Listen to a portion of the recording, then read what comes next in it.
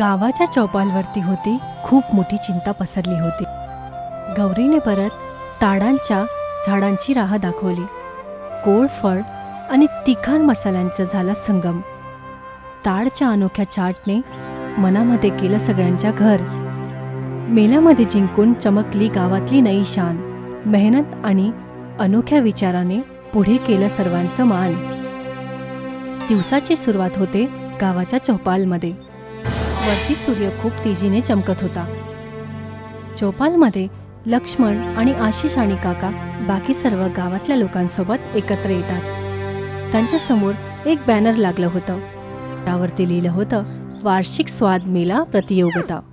सर्वजण त्या बॅनरकडे बघतात आणि त्यांच्या चेहऱ्यावरती हलकसं चिंता साप दिसते. मित्रांनो, आपल्याला काहीतरी विचार करावाच लागेल. शहरातले लोक आपल्या गावात येतील. जर आपल्याकडे त्यांना दाखवायला काही राहिलंच नाही तर सगळे आपली चेष्टा करतील. लक्ष्मण, आपल्याकडे आहेच काय?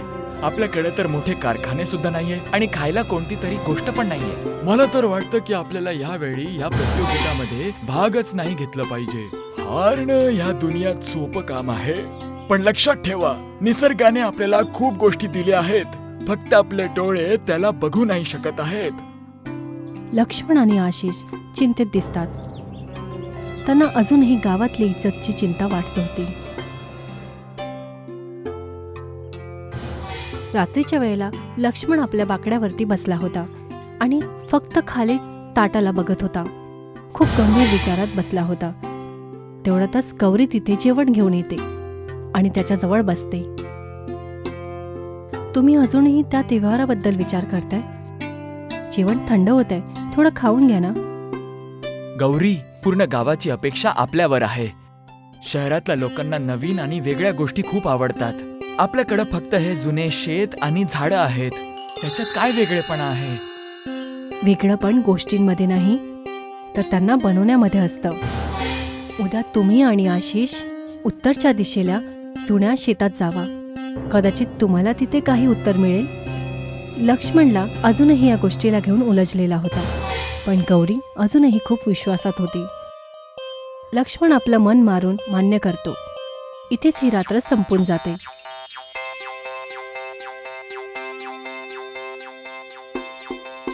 दुसऱ्या सकाळी लक्ष्मण आणि आशिष उत्तरच्या दिशेने रस्त्यावरती चालत होते. रस्त्याच्या दोन्हीकडे लांब ताडांची झाडं होती. लक्ष्मणच्या डोळ्यामध्ये उमेदची किरण होती, पण आशिष पूर्णपणे थकलेला आणि घामाने भिजलेला होता.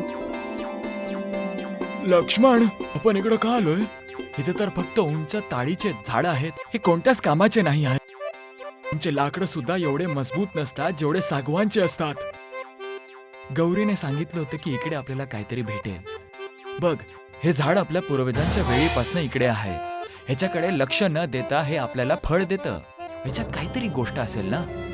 हे फळ, हे ताळगोळा, ह्याला तर फक्त असं खाल्लं जातं. ह्याच्यात काय खास आहे? शहरातले लोक हे बघून प्रभावित नाही होणारे. लक्ष्मण एक खूप जुन्या ताडाच्या झाडाजवळ येऊन खाली उभा राहतो. तो वरती बघतो तर झाडावरती खूप सारे ताडाची फळं लागली होती आणि खाली पण कितीतरी फळं पडली होती. लक्ष्मण त्यामधून एक उचलतो आणि लक्ष देऊन बघतो. जरा ह्याला बघ, किती सुंदर आहे. हे पूर्ण बर्फासारखं दिसत आहे. तू कधी विचार केला आहेस की आपण ह्याच्यासोबत काय काय करू शकतो?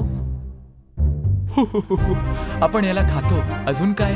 हे थंड असतं आणि पोटासाठी चांगलं असतं. पण हे कोणतं पक्वान नाही आहे लक्ष्मण. हे तर फक्त एक फळ आहे. तीच तर गोष्ट आहे, लोक याला फक्त फळ समजतात. जर आपण ह्याला नवीन रूपात सादर केलं तर, जर आपण ह्याला काहीतरी असं बनवलं ज्याच्याने लोक ह्याची चव कधीच नाही विसरले तर. आशिषला थोडं शक होतं, पण तो लक्ष्मणच्या भरोसाला बघतो. ते विचार करतो की एकदा प्रयत्न करायला काही हरकत नाही आणि आपल्या मित्राचा मदत करण्याचा प्रयत्न करतो. दोघंही जण पडलेले ताडची फळं एका बोरीमध्ये एकत्र करतात आणि मग दोघंही जण एका आपल्या घरी जातात. काही वेळानंतर लक्ष्मण आणि आशिष ताडाने भरलेल्या बोरीला लक्ष्मणच्या घरी स्वयंपाकघरामध्ये घेऊन येतात.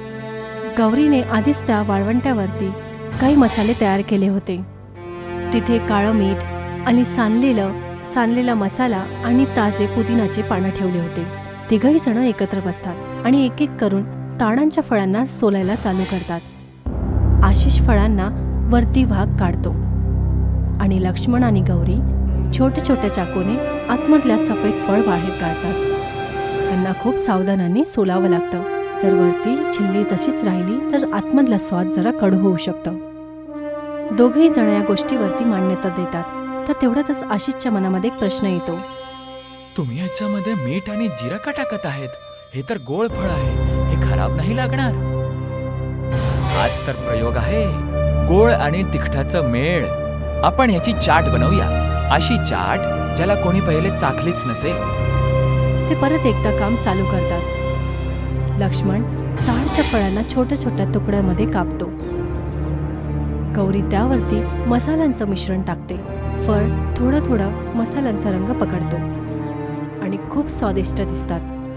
काही वेळानंतर ताडच्या चाटचा पहिला कटोरा तयार झाला होता आणि लक्ष्मण आणि ती आशिषला देते.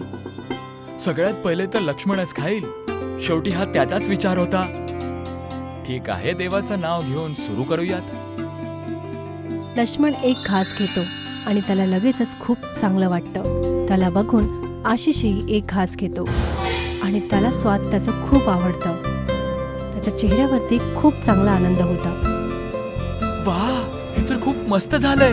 मी तर कधी विचार केला नव्हता की हा साधारण फळ एवढा स्वादिष्ट होऊ शकतो. तिघही जण आपल्या नवीन बनवलेल्या डिशने खूप आनंदित होते आणि हा दिवस इथेच संपतो आणि सर्वांच्या चेहऱ्यावरती आनंदही होता.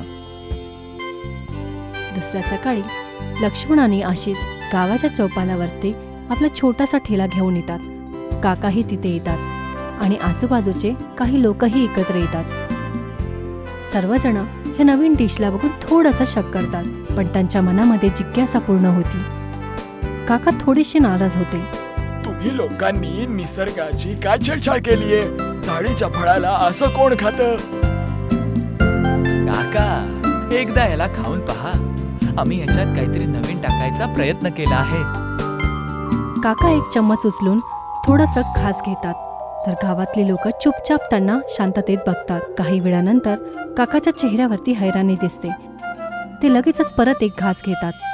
ही तर जादू आहे. तुम्ही एक विसरलेल्या गोष्टीला एक नवीन जादू दिली आहे.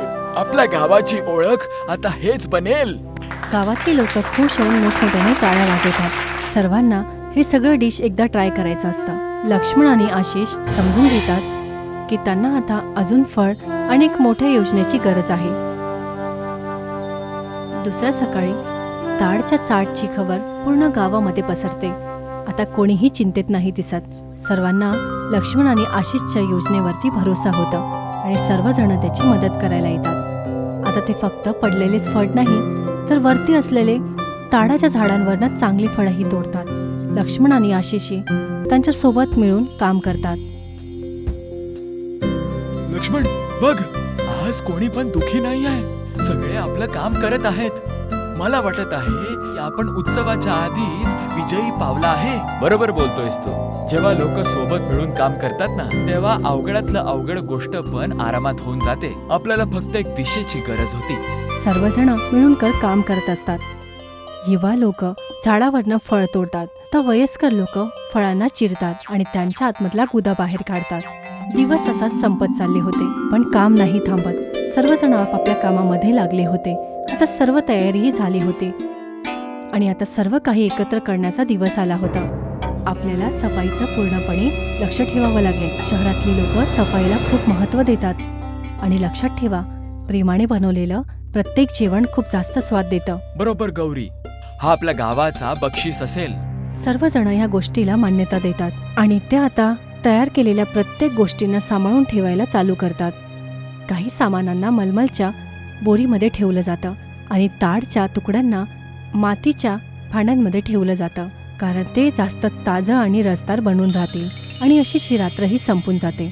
दुसऱ्या सकाळी खूप मोठा मेला लागतो. पूर्ण इलाक्यामध्ये रोशनी, फुलं आणि कागदाने बनलेल्या कित्येक तरी सजावटीने बनलेली होती. मेल्याच्या मधोमध लक्ष्मणचा एक छोटासा ठेला लागला होता, जे फुलं आणि ताडांच्या पानांनी साधंसं बनवलं होतं. लक्ष्मण, आशिष, गौरी आणि काका त्याच ठेल्याच्या बाजूला उभे होते. आणि आपल्या नवीन डिशला सगळ्यांसमोर प्रस्तुत करतात. लक्ष्मण, बघ त्या दुकानात तिकडे किती जास्त गर्दी आहे. आपली दुकान तर खूपच साधारण वाटत आहे. इकडे कोणी येईल का? धीरज ठेव आशिष. सुगंध आणि चांगलेपणा आपोआपच आपला रस्ता बनवतो. काका समोर येतात आणि आपल्या ठेल्यांवरती लोकांना बोलवायला चालू करतात. इकडे या भाऊ, इकडे या बहीण, वेगळी ताळीचा चाट खा. अशी चव जी तुम्ही कधी चाखलीच नसेल. काही लोक थांबतात आणि जे त्यांनी ऐकलं आहे ते त्यांना बघून त्यांच्या मनामध्येही जिज्ञासा येते. शहरातला एक व्यक्ती समोर येतो आणि त्यांचे डिश चखण्यासाठी घेतो. तो हळूच एक घास उचलतो आणि त्याचे डोळे आनंदाने मोठे होतात. त्याला असं वाटतं की त्यांनी पहिल्यांदा ह्याच्या आधी असा कधी स्वाद घेतला नसेल. हे तर अविस्मरणीय आहे. हे तेवढं ताजं आणि वेगळं आहे. मला तर वाटत होतं की गावाच्या स्टॉल्स मध्ये तेच जुन्या गोष्टी असतील, पण हे तर खूपच क्रिएटिव्ह आहे. धन्यवाद साहेब. हे आमच्या गावातल्या झाडाचं फळ आहे आणि आमच्या कष्टाची चव आहे. यासोबतच अजून काही लोकही तिथे एकत्र येतात. गोष्ट हळूहळू पसरत जाते आणि ते लगेचच सगळ्यांना द्यायला चालू करतात. गर्दीही वाढतच चालली होती. सर्वजण दमून जातात पण थांबत नाही आणि ह्या जोशमध्ये दिवसही संपून जातो. संध्याकाळी चौघही जण गावाच्या चौपालमध्ये येतात, जिथे बाकी गावातली लोक त्यांची वाट बघत होते. लक्ष्मण आपल्या हातामध्ये एक मोठीशी ट्रॉफी घेऊन येतो आणि चौघांच्याही चेहऱ्यांवरती हलकसं आनंदाने हास्य होतं. त्यांचं खूप आनंदाने स्वागत करतात आणि त्यांच्या जिंकण्याचा आनंद घेतात. लक्ष्मण, मला माफ करा आहे. मला वाटलं होतं की आपल्या गावात काही पण खास नाही आहे, पण मला आता कळलं आहे की आपण किती अमीर आहे. बघितलं पोरांनो, आपल्याकडे संसाधनांची कमी नव्हती, खरं तर कमी विचारात होती.